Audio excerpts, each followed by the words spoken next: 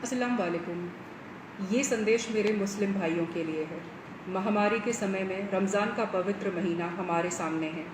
इस महीने की इबादत मानवता को इस गंभीर संकट से मुक्त कर सकती है। चूँकि नोवल कोरोना वायरस शारीरिक संपर्क से फैलता है, सोशल डिस्टेंसिंग मतलब जिस्म की दूरी इससे बचने के लिए सबसे प्रभावी तरीका है। काबे में पिछले 2 महीने से तवाफ़ निलंबित की गई है और मस्जिद नबवी मदीना में और अन्य मस्जिदों में सामूहिक नमाज अदा करने की मनाही की गई है। भारी बारिश या मौसम की खराबी के दौरान पैगंबर साहब ने भी मुअज्जिन को ये ऐलान करने के लिए कहा था कि किसी भी मस्जिद में आने की ज़रूरत नहीं है और फ़र्ज़ नमाज घर पे ही अदा की जानी चाहिए। आप लोग ये याद रखें कि कोरोना की महामारी ख़राब मौसम की तुलना में कई गुना ज़्यादा ख़तरनाक है।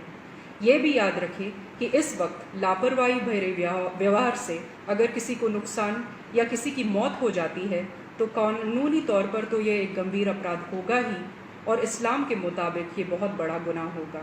हमारी लापरवाही के गंभीर सामाजिक नतीजे भी हो सकते हैं। आइए उन गलतियों को ना दोहराएं जिससे हमारे मज़हब, हमारे समुदाय, हमारे शहर या हमारे राज्य को संदेह या शत्रुता की नज़र से देखा जाए। लॉकडाउन और सामाजिक दूरी का पालन करें।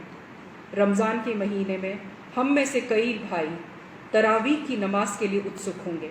हम जानते हैं कि ये फ़र्ज़ नहीं है।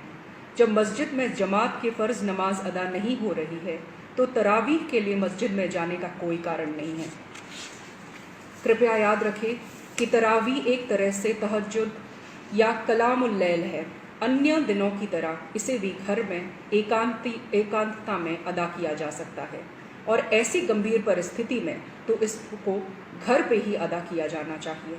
हदीस और इस्लामी परंपराओं के अनुसार महामारी, युद्ध और मानव संकटों के समय में साथ ही अगर उनमें से किसी खतरे से डर है तो मुसलमान घर पर नमाज अदा कर सकते हैं। बहनों और भाइयों, मानवता एक गहरे संकट से गुजर रही है। गरीबी और भूख जनता को परेशान कर रही है। अल्लाह की इबादत करने का सबसे अच्छा तरीका मानवता और लोगों की सेवा करना है। ज़कात से बेहतर कोई सेवा नहीं है।